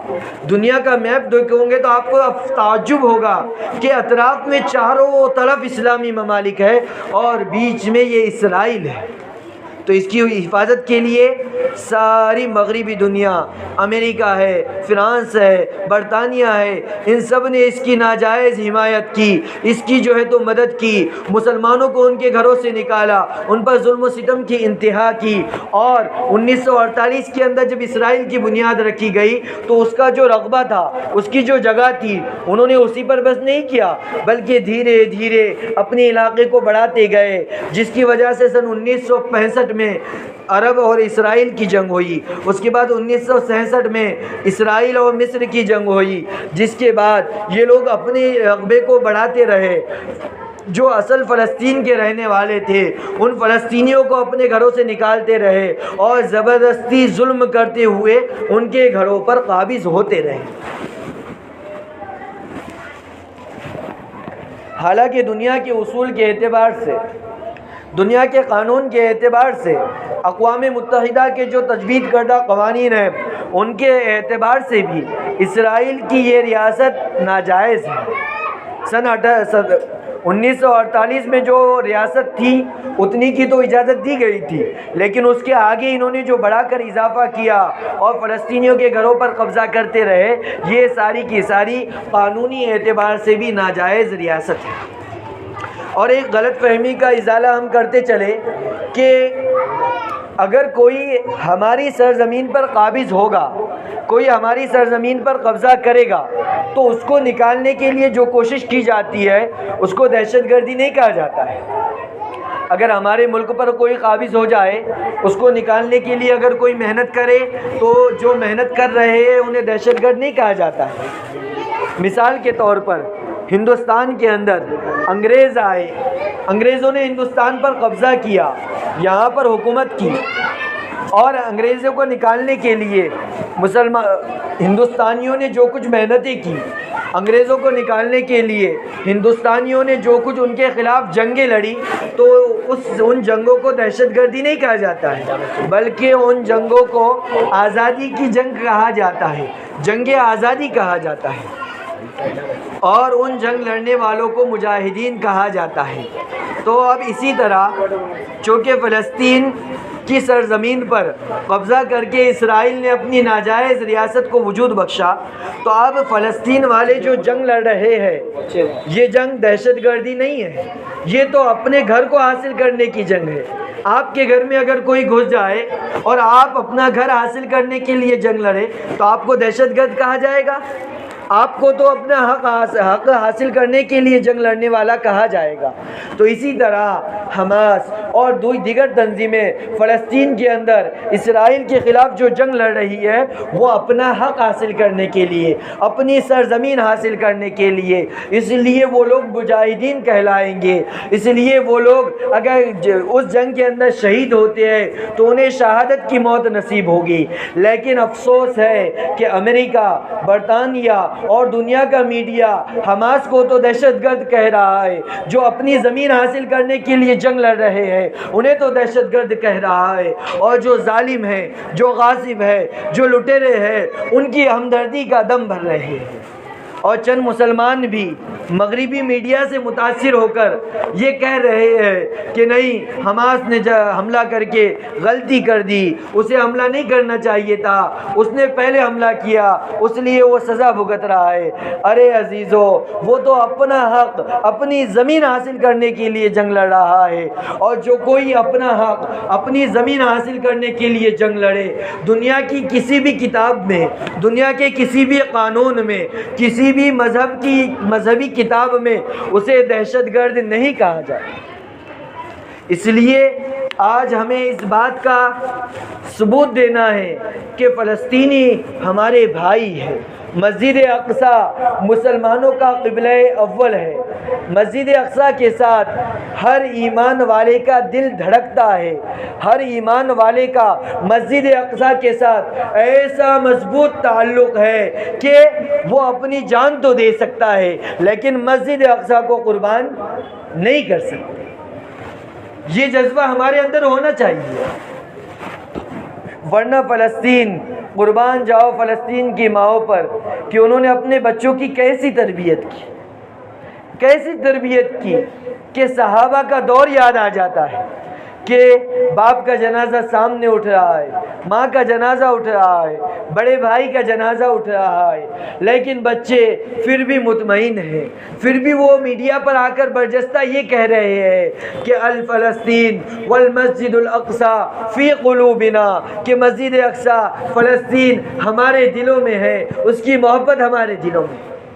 ان کی ماؤں نے ان کی کیسی تربیت کی ہوگی کہ بڑے بڑے حادثے ان کے سامنے ہو رہے ہیں، ان کے سامنے ایسے حملے کیے جا رہے ہیں کہ دنیا کے اندر اتنے بڑے بڑے حملے کبھی کیے نہیں گئے، اس کے باوجود بھی ان کا ایمان مضبوط ہے۔ اس کی بنیادی وجہ یہ ہے کہ ان بچوں کی ماؤں نے ان کی تربیت ایسی کی جس کی وجہ سے وہ اپنا گھر تباہ ہونا برداشت کر رہے، مال دولت کا ضائع ہونا برداشت کر رہے، اپنوں کا جنازہ اٹھتا دیکھنا برداشت کر رہے، لیکن مسجد اقصیٰ کو چھوڑنا انہیں گوارا نہیں ہے۔ یہ والدین کی تربیت کا اثر ہے۔ آج ہماری ذمہ داری ہے کہ ہم اپنے علاقے میں رہتے ہوئے اپنے اولاد کی تربیت پر توجہ دیں۔ ہم یہ نہ سمجھے کہ آج آگ فلسطین میں لگی ہوئی ہے، ہمارا گھر محفوظ ہے۔ عزیزو، ایک حدیث کا مفہوم، اس کا خلاصہ آپ کے سامنے رکھتا چلوں، جس کا خلاصہ یہ ہے کہ مسجد اقصیٰ جو ہے اس کے اطراف کے جو لوگ ہیں وہ جس حالت میں رہیں گے ساری دنیا کے مسلمانوں پر بھی وہی حالات آئے گی۔ اگر مسجد اقصیٰ، اس کے اطراف کے لوگ خوشحال زندگی گزار رہے ہیں تو ساری دنیا کے لوگوں کو خوشحالی کی زندگی میسر ہوگی۔ اور اگر مسجد اقصیٰ اور اس کے اطراف کے لوگ پریشانی، مصیبت اور تکلیفوں کے ساتھ زندگی گزار رہے ہیں اور سارا عالم اسلام اس پر خاموش ہے، تو سارے مسلمانوں پر بھی وہ حالات آ سکتے ہیں۔ اس لیے ہمیں فکر مند ہونے کی ضرورت ہے۔ ہمیں یہ تو ہمارے سامنے مسجد اقصیٰ کی تاریخ، اس کے احوال، اس کی فضیلت آئی۔ اب آگے ہمیں کیا کرنا ہے، ہمیں کیا کرنا ہے، یہ بات بتا کر میں اپنی بات کو سمیٹتا چلوں گا۔ اس سے پہلے یہ سمجھتے چلے کہ اس وقت مسجد اقصیٰ، فلسطین اور غزہ کا جو علاقہ ہے، یہاں کے حالات بہت ہی ناسازگار ہے۔ ساری دنیا کے کا کفر، الکفر ملت واحدہ کے تحت ایک پلیٹ فارم پر جمع ہو چکا ہے۔ وہ امریکہ جو کبھی عراق پر یہ بہانہ بنا کر حملہ کرتا تھا کہ عراق ایٹمی ہتھیار تیار کر رہا ہے جس کی وجہ سے دنیا کو نقصان ہو سکتا ہے، دنیا کے لوگوں کی بھلائی کا دعویٰ کرنے والا امریکہ آج ہزاروں، لاکھوں، کروڑوں بچوں کے قاتل اسرائیل کے پیچھے کھڑا ہوا ہے۔ ساری دنیا کا کفر ایک پلیٹ فارم پر جمع ہو چکا ہے اور ساری دنیا کے مسلمان آپس میں مختلف ہیں۔ وہ لوگ اپنی عیش و عشرت کی زندگی گزارنے میں مشغول ہے، ہر ایک اپنی چین و سکون کی زندگی گزارنے میں مشغول ہے، اور سارا کفر مسلمانوں کو دنیا سے مٹانے کے لیے تیار بیٹھا ہے۔ ہم ہرگز یہ نہ سمجھے کہ یہ جو جنگ شروع ہو چکی ہے یہ غزہ کے ختم ہونے سے، فلسطین کے ختم ہونے سے، حماس کے ختم ہونے سے رک جائیں گی، بلکہ اسرائیل نے تو کئی مرتبہ یہ دعویٰ کیا ہے کہ ہم گریٹر اسرائیل کو قائم کریں گے، جو کہ دریائے فرات سے لے کر دریائے نیل تک ہوگا، جس میں مدینہ منورہ بھی داخل ہے، جس میں مکہ معظمہ بھی داخل ہے۔ بلکہ مفتی عبدالواحد قریشی تو فرماتے ہیں کہ اسرائیل کا جو پرچم ہے، اسرائیل کا جو جھنڈا ہے، اس کے اندر دو نیلی پٹیاں بنی ہوئی ہیں۔ اسرائیل کے جھنڈے کے اندر دو نیلی پٹیاں بنی ہوئی ہے۔ تو اسرائیل کے رہنما ببانگ دوحل یہ دعویٰ کرتے ہیں اور علل اعلان میڈیا کے سامنے یہ بات کہتے ہیں کہ ہمارے پرچم میں یہ جو دو پٹیاں بنی ہوئی ہے، اس کا مطلب یہ ہے ایک طرف دریائے فرات ہوگا، دوسری طرف دریائے نیل ہوگا، اس کے بیچ کا جتنا علاقہ ہے یہاں پر ہماری حکومت قائم ہوگی، اور اتنی حکومت قائم کرے تک ہم رکنے والے نہیں ہیں۔ اور اگر ہم دنیا کا نقشہ دیکھتے ہیں تو پتہ چلتا ہے دریائے دجلہ اور دریائے فرات کے بیچ میں پورا جزیرۃ العرب آتا ہے، مکہ بھی وہاں، بیت اللہ بھی وہاں، حضور کا روضہ اقدس بھی وہاں، مسجد نبوی بھی وہاں، یمن کا علاقہ بھی اس میں آتا ہے، حجاز کی سرزمین اس میں آتی ہے، دبئی UAE کا علاقہ اس میں آتا ہے، قطر کویت کا علاقہ اس میں آتا ہے۔ وہ لوگ کہتے ہیں کہ ہم اتنا اسرائیل قائم کرے تک رکنے والے نہیں ہیں۔ تو ہم اس بات پر مطمئن نہ ہو کہ اگر یہ جنگ ہوگی، اگر مسلمان ہار بھی گئے تو صرف فلسطینیوں کا نقصان ہوگا، ان کا نقصان ہوگا، وہ لوگوں کی جانیں جائیں گی، ان کا مال برباد ہوگا، ان کا ملک ضائع ہوگا، ہمارا کیا جانے والا ہے، یہ سوچ کر ہم مطمئن ہرگز نہ ہو۔ بلکہ یہودیوں کا جو پلان ہے اگر وہ دیکھا جائے تو ہم بھی مطمئن نہیں رہ سکتے۔ اگر غزہ چلا گیا، فلسطین کا علاقہ چلا گیا، وہ آگے پیش قدمی کرتے ہوئے سیریا، شام، اردن کے علاقے پر جائیں گے، وہاں سے ہوتے ہوئے حجاز مقدس میں جائیں گے اور ساری دنیا کو اپنے قبضے میں کرنے کی کوشش کریں گے۔ اس لیے پہلی بات، سب سے پہلی بات، ہم یہ سمجھ کر مطمئن نہ ہو کہ یہ فلسطینیوں کا مسئلہ ہے اور وہاں کے لوگوں کا مسئلہ ہے، بلکہ یہ مسئلہ ساری دنیا کے مسلمانوں کا مسئلہ ہے۔ لیکن بڑے افسوس کے ساتھ یہ بات کہنا پڑتا ہے کہ وہاں اتنے نازک حالات ہیں، وہاں کے بچے اپنی شہادتوں کو پیش کر رہے، وہاں کے جوان اپنی جان کا نذرانہ پیش کر رہے، وہاں کی مائیں بہنیں اپنی جانوں کا نذرانہ پیش کر رہی ہے، اور ہم ہیں کہ اطمینان کے ساتھ زندگی گزارنے میں لگے ہیں۔ ہم ہیں کہ ہمیں فنکشنوں میں جانے سے فرصت نہیں، ہم ہیں کہ ہمیں شان و شوکت کے ساتھ اپنی شادی بیاہ کے پروگرام کرنے سے فرصت نہیں، ہم ہیں کہ ہمیں اپنے بچوں کو جدید تعلیم دینے سے فرصت نہیں، ہم ہیں کہ ہمیں ٹی وی اور سیریل دیکھنے سے فرصت نہیں، ہم ہیں کہ ہمیں میک اپ کرنے اور شاپنگ کرنے سے فرصت نہیں، اور وہاں مسلمان تباہ ہو رہے ہیں، وہاں کے مسلمان ہلاک ہو رہے ہیں، اور ہم اطمینان کے ساتھ اپنی زندگی گزار رہے ہیں۔ آپ سے بہت ہی مؤدبانہ درخواست کی جاتی ہے، اب تو سنبھل جاؤ، اب تو اپنے آپ کو سنوار لو۔ یہ وقت ہے مسلمانوں کو ایک جگہ جمع ہونے کا، یہ وقت ہے بدعات کو چھوڑنے کا، خرافات کو چھوڑنے کا، فضول خرچی کو چھوڑنے کا، بیہودہ رسم و رواج کو چھوڑنے کا یہ وقت ہے۔ اب ہماری ذمہ داری ہے کہ ہم اللہ کی طرف آ جائیں، اللہ کی رسی کو مضبوطی کے ساتھ تھام لے۔ ہم گھر کے اندر بھی دینی فضا کو قائم کریں، کوئی نماز ہماری قضا نہیں ہونی چاہیے۔ ہماری ذمہ داری ہے کہ ہمارے گھر کے افراد، ہمارا شوہر، ہمارا بیٹا، ہمارا بھائی اگر نماز کے لیے نہیں جاتا، ہماری ذمہ داری بنتی ہے کہ ہم اس کو زبردستی نماز کے لیے بھیجیں، اسے غیرت دلائے کہ ارے بھائی، اے میرے بیٹے، اے میرے شوہر، اب تو سنبھل جاؤ، اب تو اللہ کو راضی کر دو، اب تو اللہ کو راضی کر دو۔ اگر ہم نے اب بھی اللہ کو راضی نہیں کیا تو یاد رکھنا جو ہلاکت ان لوگوں پر آئی ہے اس سے زیادہ بدترین حالات ہندوستان کے مسلمانوں پر بھی آ سکتے ہیں۔ اور یہ بات میں اندازے سے نہیں کہہ رہا ہوں، بلکہ 2024 کے الیکشن کے بعد ان لوگوں کی جو منصوبہ بندی ہے وہ یہی ہے کہ یہاں بھی اس سے نازک حالات آ سکتے ہیں۔ لہٰذا اب ہماری ذمہ داری ہے ہم اپنے آپ کو سنوار لیں، ہم اپنے آپ کو سنبھال لیں، ہم اپنے آپ کو اکٹھا کر کے اللہ کو راضی کرنے کی کوشش کریں۔ سب سے پہلے نمازوں کا اہتمام ہونا چاہیے۔ ارے اللہ کی بندیوں، اگر ہم نماز نہیں پڑھیں گے اور سارا دن اپنے موبائل کے اسٹیٹس پر فلسطین کی مدد کے لیے اسٹیٹس لگائیں گے، نماز نہیں پڑھیں گے، تو بتاؤ اللہ کی مدد آئے گی؟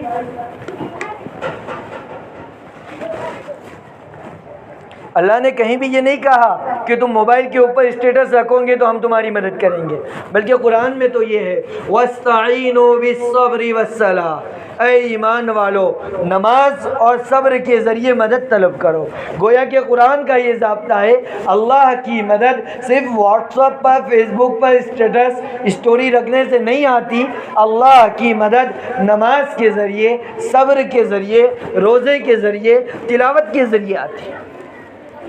اب ہماری ذمہ داری ہے، چونکہ اس میں سب سے زیادہ اہم کردار خواتین کا ہوتا ہے۔ اگر خواتین اپنے دل پر لے لینا تو سارے گھر کو نمازی بنا سکتی ہیں۔ مائیں بہنیں اگر یہ عزم کر لے انشاءاللہ ہمارے گھر میں کوئی مرد بھی، کوئی عورت بھی بے نمازی نہیں رہیں گے اور اس کے مطابق عمل کرنا شروع کرے تو انشاءاللہ سارے گھرانے میں نمازی کی عادت آ سکتی ہے۔ تو سب سے پہلی یہی درخواست ہے کہ ہم خود بھی نمازوں کا اہتمام کریں، اپنے گھر والوں کی بھی نگرانی کریں کہ ان کی کوئی نماز قضا نہ ہو۔ دوسری بات ہم جو کر سکتے ہیں وہ یہ ہے کہ ہم اللہ نے اگر طاقت دی ہے، صحت ہے آپ کے پاس، تو روزے کا اہتمام کریں، روزے کا اہتمام کریں۔ ضروری نہیں کہ ہم 1 دن روزہ رکھیں، 2 دن روزہ رکھیں، آپ جتنے چاہے روزے رکھ سکتے ہو۔ 3 دن روزہ رکھ سکتے ہو، 7 دن روزہ رکھ سکتے ہو، جمعرات کے دن آپ روزہ رکھ سکتے ہو، پیر کے دن آپ روزہ رکھ سکتے ہو، جس دن چاہو آپ روزہ رکھ سکتے ہو۔ لہٰذا ہر ایک خواتین سے میری یہ التجا ہے کہ وہ اپنی استطاعت کے اعتبار سے، اپنی صحت، اپنی تندرستی کے اعتبار سے دوسرا کام یہ کرے کہ روزے کا اہتمام کرے۔ اس کا فائدہ یہ ہوگا کہ کل قیامت کے دن جب اللہ رب العزت یہ اعلان کریں گے کہاں ہیں وہ لوگ جن لوگوں نے فلسطین کے مسلمانوں کی مدد کی تھی، تو میری بہنوں ہم لوگ اس میں شامل ہو سکتے ہیں۔ ہم اللہ سے کہہ سکتے ہیں یا اللہ ہمارے پاس اتنی طاقت تو نہیں تھی کہ ہم وہاں جا کر ان کی مدد کرتے، یا اللہ ہمارے پاس اتنی طاقت تو نہیں تھی کہ ہم وہاں جا کر ان کے ساتھ جنگ لڑتے، لیکن یا اللہ ہمارے بس میں یہ تو تھا کہ ہم نماز پڑھ کے ان کے لیے دعا کر سکتے، لہٰذا ہم نے نماز پڑھ کے ان کے لیے دعا کی اور اپنے گھر کے تمام افراد کو ہم نے نماز پڑھ کے ان کے لیے دعا کرنے کے لیے کہا۔ کل قیامت کے دن اللہ سے ہم یہ تو جواب دے سکتے ہیں نا، اللہ سے ہم یہ کہہ سکتے ہیں یا اللہ ہم وہاں جا کر جہاد نہیں کر سکتے تھے، لیکن تو نے ہمیں طاقت دی تھی، ہم نے روزہ رکھ کر فلسطین والوں کے لیے مدد کی دعا کی تھی، یا اللہ اس عمل کی وجہ سے ہمیں تو معاف کر دے۔ ہو سکتا ہے میری بہنوں ہمارے اس ایک عمل کی وجہ سے اللہ ہمیں جنت میں داخل کر دے۔ اس ایک عمل کی وجہ سے۔ اس لیے پہلا کام نمازوں کا اہتمام خود بھی، گھر کے چھوٹے بڑوں ہر ایک کو کرنے لگانا ہے۔ خصوصیت کے ساتھ آپ لوگوں سے یہ التجا ہے کہ گھر کے جو چھوٹے بچے ہیں نا، ان کو خصوصیت کے ساتھ نماز پڑھنے لگاؤ۔ اگرچہ نماز ان پر فرض نہیں ہے، لیکن جب یہ چھوٹے بچے اپنے ننھے منھے ہاتھ اٹھا کر اللہ کے سامنے فلسطین کے لوگوں کے لیے مدد کریں گے، اللہ کی ذات سے امید ہے اللہ ان کے معصوم ہاتھوں کو واپس نہیں جانے دیں گے۔ تو اس لیے گھر کے چھوٹے بچوں کو خصوصاً نماز پڑھنے کی تاکید کرے۔ اگر وہ نہیں پڑھ رہے تو اپنے ساتھ لے کر پڑھنے لگائے، انہیں دعا سکھائے، انہیں کہے کہ فلسطین والوں کے لیے مدد کرے، دعا کرے۔ اللہ کی ذات سے امید ہے ان ننھے منھے معصوم بچوں کے چھوٹے چھوٹے ہاتھ اللہ کے سامنے اٹھیں گے۔ ان کی معصوم سی زبان سے جب اللہ کے سامنے فلسطین والوں کے لیے مدد کی درخواست ہوگی تو اللہ ان کی دعاؤں کو رد نہیں کریں گے۔ ہو سکتا ہے کہ ہم لوگ تو گنہگار ہے، اللہ ہمارے گناہوں کی نحوست سے ہماری دعا کو رد کر دے، لیکن چھوٹے بچے تو معصوم ہوتے ہیں، اللہ ان کی دعاؤں کی برکت سے ان کی مدد فرمائیں گے۔ تو دوسرا کام دعا کرنا ہے۔ تیسرا کام جو کرنا ہے کہ اللہ نے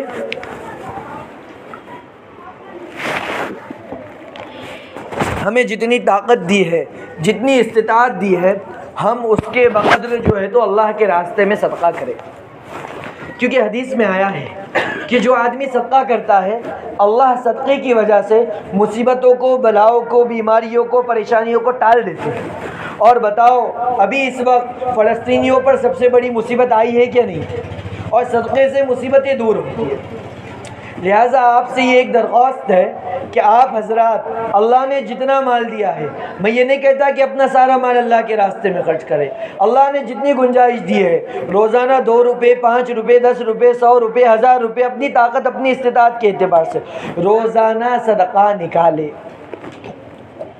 خود بھی نکالے، اپنے بچوں کے ذریعے بھی نکالنے لگا ہے، اور نیت یہ کرے کہ یا اللہ ہمارے پاس ایسے اسباب نہیں ہیں کہ یہاں سے ہم فلسطین والوں کی مدد کرنے کے لیے اپنا پیسہ بھیج سکتے، لیکن یا اللہ ہم صدقہ کر کے تیرے بینک میں پیسے جمع کر رہے ہیں، لہٰذا تو اس کے ذریعے اہل فلسطین کی مدد فرما۔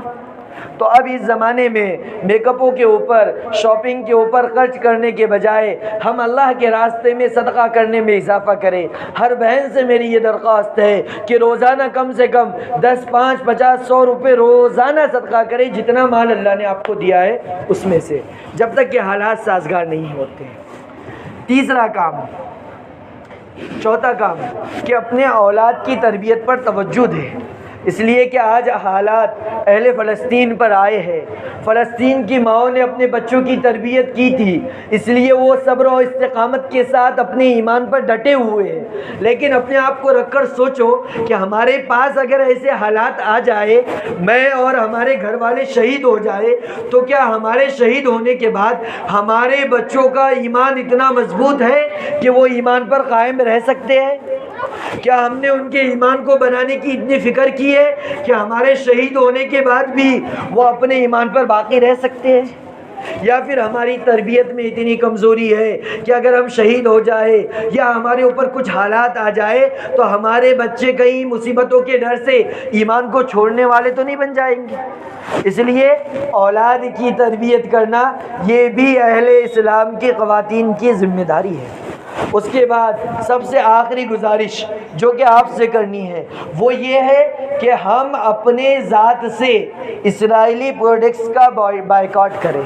اسرائیل کی جو چیزیں ہیں ہم اس کا بائیکاٹ کریں، کیونکہ جمعے کے اندر بیانات ہوتے ہیں، ہم مرد حضرات کے سامنے اس چیز کو رکھتے ہیں، مرد حضرات تو مان جاتے ہیں، لیکن جب گھر آتے ہیں خواتین کی خواہش ہوتی ہے کہ نہیں مجھے فلاں کمپنی کی یہ چیز چاہیے جو کہ اسرائیل کا پروڈکٹ ہے، اسرائیل کی چیز ہے، تو مرد حضرات بائیکاٹ کرنا چاہتے ہیں، لیکن عورتوں کی ضد کی وجہ سے وہ مکمل طور سے نہیں کر سکتے۔ اس لیے آپ سے بہت ہی مؤدبانہ التماس ہے، اپنے ایمان کو باقی رکھنے کے لیے، اہل فلسطین کی مدد کرنے کے لیے ہم مکمل طور پر اسرائیلی پروڈکٹ کا بائیکاٹ کریں۔ ورنہ ہم کیا کرتے ہیں کہ ہر سال 2 سال میں جب اسرائیل فلسطین کی جنگ ہوتی ہے 1-2 مہینے کے لیے بائیکاٹ کرتے, دوبارہ بھی ان کی چیزیں لینا شروع کر دیتے. گویا کہ ہم اسرائیل کی چیزیں خرید کر اسرائیل سے یہ کہہ رہے ہیں کہ اے اسرائیل, ہم نے یہ 100 روپے کی تجھ سے ایک چیز خریدی, اب اس کے ذریعے تجھے جو فائدہ ہوا تو اس سے بندوق کی گولی خرید اور اسرائیل فلسطین کے مسلمان بچوں کو قتل کر. یعنی کہ اسرائیل کی اشیاء خریدنے کی وجہ سے ہم اسرائیل کا مالی اعتبار سے تعاون کر رہے ہیں, اور اسرائیل اسی مال کو جمع کر کے مسجد اقصی پر بمباری کر رہا ہے, فلسطین کے اوپر میزائل داغ رہا ہے, اور اس میں کہیں نہ کہیں میرا, آپ کا اور آپ کے گھر والوں کا پیسہ لگ رہا ہے. اس لیے ہم یہ عزم کر کے اٹھے کہ فلسطین والے تو بہت بڑی قربانی دے رہے ہیں, ہمیں اتنی بڑی قربانی نہیں دینا ہے, بلکہ ہمیں اتنی قربانی دینا ہے کہ اسرائیلی پروڈکٹ کا بائیکاٹ مکمل طور پر کرنا ہے اور ہمیشہ ہمیشہ کے لیے کرنا ہے. ورنہ ہو رہا یہ کہ ہم اسرائیل کی چیزیں خرید رہے ہیں, اسپرائٹ ہے, اس کے علاوہ بہت ساری چیزیں ہیں, اس کو خرید رہے, اور ہم اپنے عمل سے اسرائیل کو یہ کہہ رہے ہیں کہ بھئی اسرائیل, ہم مال کے اعتبار سے تیری بہت مدد کریں گے, اور ادھر آ کر مصلی بچھا کر دعا کر رہے یا اللہ اسرائیل کو ہلاک کر دے. اس سے بڑی بیوقوفی کیا ہے کہ مال ہم اس کو پہنچا رہے, اس کا سامان خرید رہے, اس کے خزانے ہم بھر رہے, اور مصلی پہ بیٹھ کے دعا کر رہے یا اللہ اسرائیل کو ہلاک کر دے. اللہ کہیں گے ارے تم لوگوں نے تو اس کو اتنا طاقتور بنایا ہے. اس لیے تمام کام کرنے کے ساتھ ساتھ میں آپ حضرات سے کہتا ہوں کہ ہمیشہ ہمیشہ کے لیے ہم اسرائیل کی چیزوں کا بائیکاٹ کریں. اور اگر خواتین اس بات کو اپنے دل پہ لے لے, اپنے شوہر سے, اپنے باپ سے, اپنے بھائی سے کہہ لے کہ آج کے بعد اسرائیل کی بنی ہوئی کوئی چیز ہمارے گھر میں نہیں آئے گی, اگر آپ اپنے گھر والوں کو اس بات کے لیے تیار کریں گی, اللہ کے ذات سے امید ہے کہ اسرائیل کو اس سے کافی نقصان ہوگا. کیونکہ ابھی کا تجربہ ہے, ابھی جنگ چل رہی ہے, مسلمانوں نے اس بات کو دل پر لیا, ان کا بائیکاٹ کیا, تو اسرائیل کا ایک ہی دن میں کروڑوں روپے کا نقصان ہوا. اس لیے اب آخر میں آپ سے جو 5 باتیں آپ کو بتائی گئی ہے جو آپ کو کرنی ہے, ایک بار دوبارہ بتلا دیتا ہوں, اور آپ سے درخواست بھی ہے کہ ان 5 کاموں کو اپنی ذمہ داری سمجھ کر کریں. اگر ہم نے ان 5 کاموں میں سے کسی ایک کام کو بھی نہیں کیا تو کل قیامت کے دن اللہ رب العزت ہم سے سوال کر سکتے ہیں کہ اے میری امت کی بیٹی, اے امت محمدیہ کی ماں, جس وقت فلسطین کی عزت لوٹی جا رہی تھی تم نے اس کے لیے کیا کیا؟ اللہ تم سے بھی, مجھ سے بھی, ہر ایک سے یہ سوال کر سکتا ہے, اور ہمارے پاس اس وقت اس کا کوئی جواب نہیں ہوگا. اس لیے یہ 5 کام ہیں, اگر ہم یہ 5 کام کر لیں گے, اللہ کی ذات سے امید ہے کہ کل ہم اللہ کو جواب دے سکتے ہیں کہ اللہ میں کچھ نہیں کر سکتا تھا یا میں کچھ نہیں کر سکتی تھی, لیکن 5 کام میں نے کیے تھے مسجد اقصی کی خاطر. نمبر 1 دعا کا اہتمام. نمبر 1 دعا کا اہتمام, خود بھی کرنا ہے, گھر والوں کو بھی کروانا ہے. نمبر 2 نمازوں کا اہتمام, خود بھی کرنا ہے, گھر کے تمام افراد کو کرانا ہے. نمبر 3 صدقہ اور خیرات روزانہ اللہ کے راستے میں تھوڑا تھوڑا نکالنا ہے. نمبر 4 اسرائیلی پروڈکٹ کا بائیکاٹ. اور نمبر 5 اپنے اولاد کی تربیت پر توجہ دینی ہے. انشاءاللہ اگر ہم یہ 4-5 کام کریں گے, اللہ کی ذات سے امید ہے اللہ ہمارے ان کاموں کی برکت سے فلسطین کو غارت کر دیں گے, اور مسلمانوں کی مدد کے لیے اللہ مسلمانوں کی مدد کے لیے اپنے فرشتوں کے ذریعے ایسی مدد اتاریں گے جیسے اللہ نے جنگ بدر میں مدد اتاری تھی, جنگ احد میں اللہ نے فرشتوں کو اتارا تھا, غزوہ حنین کے اندر اللہ نے جبرائیل علیہ السلام کو 1000 فرشتوں کے ساتھ بھیجا تھا. اس طرح اللہ آج بھی اہل فلسطین کی مدد کے لیے فرشتوں کو نازل کر سکتے ہیں اور ساری دنیا کے کفر کو ختم کر سکتے ہیں, بشرطے کہ ہم اپنی طاقت کے اعتبار سے جو کوشش ہو سکے وہ کریں. لہٰذا تمام سے یہی التماس ہے کہ یہ 5 کام ہم اہتمام کے ساتھ کریں گے. سب ارادہ کرتے ہیں نا انشاءاللہ. اللہ سے دعا ہے جو کچھ کہا گیا سنا گیا اللہ تعالیٰ اس پر عمل کی توفیق عطا فرمائے. 2 منٹ ابھی دعا ہوگی, جب تک سب درود شریف پڑھ لے 1-2 مرتبہ, پھر دعا ہوگی.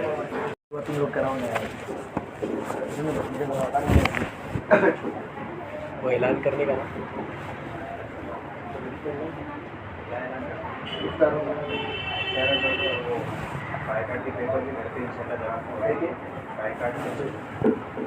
ایک دو اعلانات ہیں، آپ سماعت فرمائے، اس کے بعد انشاءاللہ دعا ہوگی،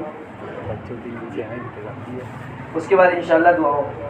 پہلا یہ کہ الحمدللہ ہمارے لیے بہت خوشی کی بات ہے، اور جو معزز و مکرم خواتین یہاں تشریف لائی ہے ان کے لیے بھی قابل مبارکباد ہے کہ ہم نے اپنا وقت فارغ کر کے اس بات کا ثبوت دیا کہ ہمارے دلوں میں بھی قبلہ اول اور مسجد اقصیٰ کی محبت ہے۔ یہاں آ کر ہم نے اس کا ثبوت دیا، اور آپ لوگ اور زیادہ قابل مبارکباد آپ کے لیے اس لیے ہے کہ آپ کے ننھے منھے بچے جو مدنی مکتب کے اندر پڑھتے ہیں، ان کے اساتذہ نے بھی ان کے اندر ایمان اور عقیدے کو ایسا مضبوط کیا کہ ان کے دلوں میں بھی مسجد اقصیٰ کی اتنی محبت ہے کہ آج ان ننھے منھے بچوں نے بھی مسجد اقصیٰ کے لیے روزہ رکھا ہے۔ اور بعض بچوں کے بارے میں تو یہ بھی سننے کو ملا کہ صبح سحری میں نہیں اٹھ سکے، لیکن ان کے دلوں میں ان کے اساتذہ نے ایسی محبت ڈال دی مسجد اقصیٰ فلسطین کی کہ ان لوگوں نے بغیر سحری کے روزہ رکھا۔ تو ان بچوں کے والدین بھی قابل مبارک ہیں۔ آپ کو پتہ نہیں ہے کہ اللہ رب العزت آپ کے بچے کی اس ادا پر کتنا خوش ہو رہے ہیں۔ اللہ رب العزت نے ہو سکتا ہے کہ آپ کے بچوں کے بغیر سحری کے روزے رکھنے کی برکت سے یہ فیصلہ کر لیا ہوگا کہ اب اللہ اپنی مدد کو نازل فرمائے۔ اس لیے پہلے تو آپ کو مبارکباد ہے کہ آپ نے اپنے بچوں کی تربیت ایسی کی، انہیں ایسے مکتب سے وابستہ کیا کہ جہاں ان کے ایمان اور یقین کو مضبوط کیا جا رہا ہے۔ اس کے بعد دوسرا اعلان یہ ہے کہ جن بچوں نے روزہ رکھا ہے، بچوں اور بچیوں نے روزہ رکھا ہے، ان کے لیے مدنی مکتب کے اندر افطار کا اور اس کے بعد کھانے کا نظم کیا گیا ہے۔ لہٰذا سرپرست حضرات سے درخواست ہے کہ وہ اپنے بچوں کو افطار سے کچھ وقت پہلے مدنی مکتب کے اندر روانہ فرمائیں تاکہ بچے یہاں پر افطار کریں۔ اس کے بعد ایک بات 5:30 بجے یہاں روانہ کر دے تاکہ افطار کے انتظامات بھی ہو، اس کے بعد جو ہے تو افطار کی ترتیب بن جائیں گی۔ اور ایک بات یہ کہ اسرائیلی پروڈکٹ کا اور اسرائیلی اشیاء کا بائیکاٹ کرنا ہے، آپ اس کی اہمیت کو سمجھو۔ یہ مت سمجھو کہ میں نے اکیلے نے استعمال کیا تو اس کا کیا نقصان ہوگا، کیا فائدہ ہوگا، بلکہ ایک فرد سے ملت کی تعمیر ہوتی ہے۔ لہذا ساری دنیا اس کا بائیکاٹ کرے یا نہ کرے، ہماری ذمہ داری ہے کہ کم سے کم ہم تو کریں نا، ورنہ مستورات کی بات یہ ہوتی کہ وہ کہتے ہیں ارے سب تو استعمال کر رہے ہم بھی استعمال کریں گے۔ ارے اللہ کے بندیوں، سب جہنم میں جا رہے تو آپ بھی جہنم میں جاؤ گے کیا؟ یہ بولو گے ارے سب تو جا رہے جہنم میں، چلو میں اکیلی جنت میں جا کے کیا کروں گی، چلو اپن بھی سب کے ساتھ جہنم میں جائیں گے، بولتے کیا ہم؟ وہاں کیا کہتے ہیں ہم کہ نہیں سب جا رہے ہوں گے جہنم میں لیکن مجھے جنت میں جانا ہے۔ تو اسی طرح یہاں بھی یہ نہیں کہنا ہے سب تو استعمال کر رہے، اپنے کو بھی استعمال کرنے سے کیا ہو رہا، ارے سب کچھ بھی کرے لیکن آپ کا ایمان آپ سے کیا تقاضا کرتا ہے۔ اس لیے ساری دنیا کچھ بھی کرے، ہمیں اپنی ذات سے، اپنے گھر سے، ساری دنیا کا نگران اللہ نے آپ کو نہیں بنایا، آپ اپنے گھر کی نگران ہیں، لہٰذا آپ اپنے گھر سے اس کا بائیکاٹ کا آغاز کریں، چاہے ساری دنیا جہنم میں جائے، آپ اپنے گھر سے اس کا آغاز کریں۔ تو لہٰذا اسرائیل کی جو اشیاء ہے، جو چیزیں وہاں بنتی ہیں، اس کی ایک فہرست انشاءاللہ تمام کے گھروں پر پہنچا دی جائے گی، اور آپ سے درخواست ہے کہ اس کو گھر کے کسی دروازے پر یا کسی اہم جگہ پر لگا کر رکھے، اور اپنے گھر کے ذمہ دار چاہے شوہر ہو یا بھائی ہو یا بیٹا ہو، اس سے کہہ دے کہ دیکھ یہ جو چیزیں یہاں دروازے کے اوپر لگی ہوئی ہے، اس کمپنی کی کوئی بھی چیز ہمارے گھر میں نہیں آنی چاہیے۔ اگر وہ کوالٹی کی چیز نہیں ملی تو ہم سستی والی ہلکی کوالٹی کی چیز استعمال کر لیں گے، لیکن اسرائیل کی 1 روپے کی چیز بھی ہمارے پاس نہیں آنی چاہیے۔ تو سب اس کا اہتمام کریں گے، لہٰذا درود شریف پڑھ لیں، انشاءاللہ دعا ہو۔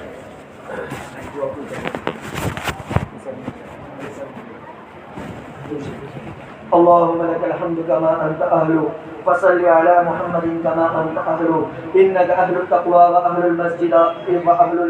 إنك أهل التقوى وأهل المغفرة، يا أحد الصمد الذي لم يلد ولم يولد ولم يكن له كفوا أحد، اللهم انصر الإسلام والمسلمين، اللهم انصر المجاهدين، اللهم انصر المجاهدين في فلسطين، اللهم انصر إخواننا المستضعفين في فلسطين، اللهم حرر المسجد الأقصى والفلسطين، اللهم احفظ المسجد الأقصى وفلسطين، اللهم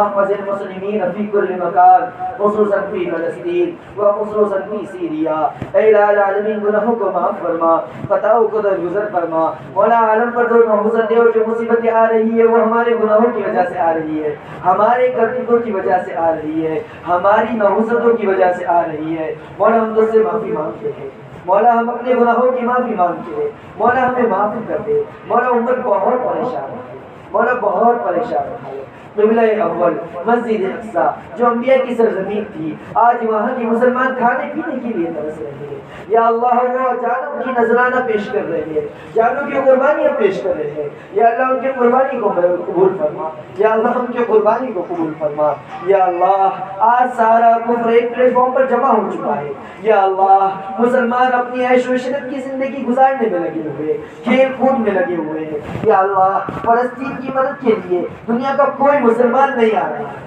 اور اسرائیل کی مدد کے لیے ساری دنیا کا کفر پہنچ چکا ہے، ساری دنیا کا کفر وہاں پہنچ چکا ہے، اور وہ اپنے ظالم دوست کی مدد کر رہے ہیں، اور مظلوم مسلمانوں کی مدد کے لیے کوئی نہیں آ رہا ہے۔ یا اللہ تو ان کی مدد کے لیے آ جا، یا اللہ تو ان کی مدد کے لیے آ جا۔ وہاں بہتا ہوا خون تجھے پکار پکار کر کہہ رہا ہے کہ ربا ہماری مدد کے لیے آ جا۔ یا اللہ آج سارا کفر ایک پلیٹ فارم پر جمع ہو کر یہ اعلان کر رہا ہے کہ اے مسلمانوں تمہارا رب کہاں چلا گیا، اے مسلمانوں تمہارے وہ مجاہدین کہاں چلے گئے، آج تم اکیلے ہو، تمہارے رب نے تمہیں چھوڑ دیا ہے، اب ہم تمہیں جب چاہے تب ختم کر سکتے ہیں، سارا کفر دندنا رہا ہے۔ یا اللہ آپ نے تو فرعون جیسے ظالم کو ختم کیا تھا، یا اللہ نمرود جیسے جبار کو آپ نے ایک مچھر کے ذریعے قتل کیا تھا، یا اللہ شداد جیسے متکبر کو قتل کرنے والی ذات آپ کی ہے، یا اللہ آپ کے پاس جبرائیل جیسا امیر فرشتہ موجود ہے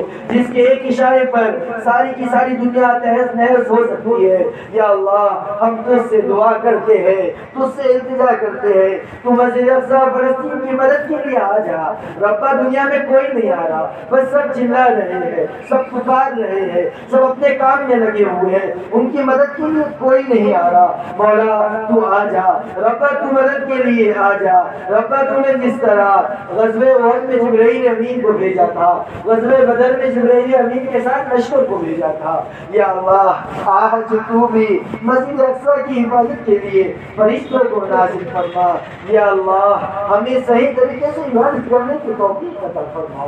یا اللہ مسجد اقصی رو رہی ہے، یا اللہ اقصی کی مائیں رو رہی ہے، فلسطین کی بہنیں پکار رہی ہے، کہاں ہے وہ مسلمان بھائی جو ہماری عزت کی حفاظت کریں گے، کہاں ہے وہ مسلمان بھائی جو ہماری حرمت کی حفاظت کریں گے۔ مسجد اقصی رو رہی ہے، آنسو بہا رہی ہے، وہ مسلمانوں کو پکار پکار کہہ رہی ہے، اے مسلمانوں کب تک تم غفلت کی زندگی گزارو گے، اے مسلمانوں کب تک تم بے حیائی کی زندگی گزارو گے، اے مسلمانوں کب تک تم فیشن کی زندگی گزارو گے۔ آج تمہاری ماں مسجد اقصی کی عزت لوٹی جا رہی ہے اور تم اپنے کاموں میں مشغول ہے، تم اپنی عیش و عشرت کی زندگی میں مشغول ہے۔ اے مسلمانوں کب تم میری مدد کے لیے آؤ گے؟ مسجد اقصی کے اطراف کے بچے ساری دنیا کے مسلمانوں کو امید کی نگاہ سے دیکھ رہے ہیں کہ انہیں کب آ کر مدد کرنے کے لیے مسلمان آئیں گے، لیکن کوئی نہیں آ رہا۔ یا اللہ تو ان کی مدد کے لیے آ جا،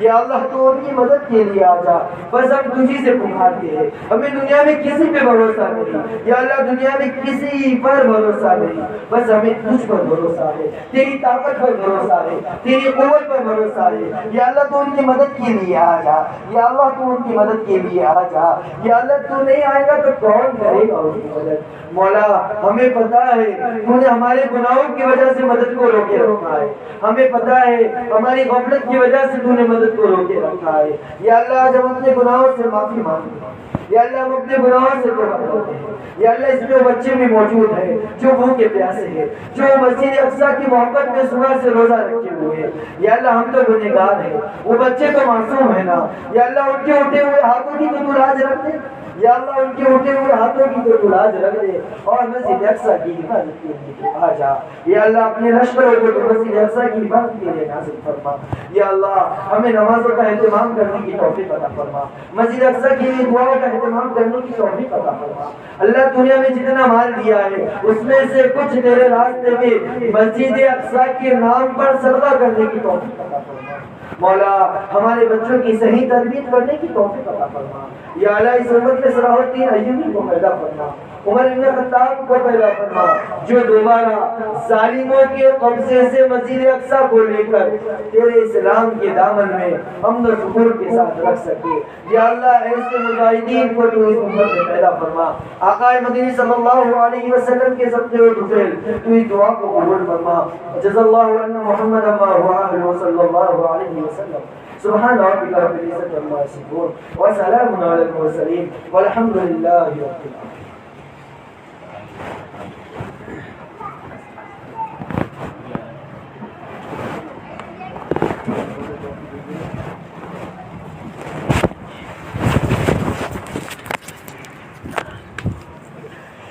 میں آؤ گیا والی صاحب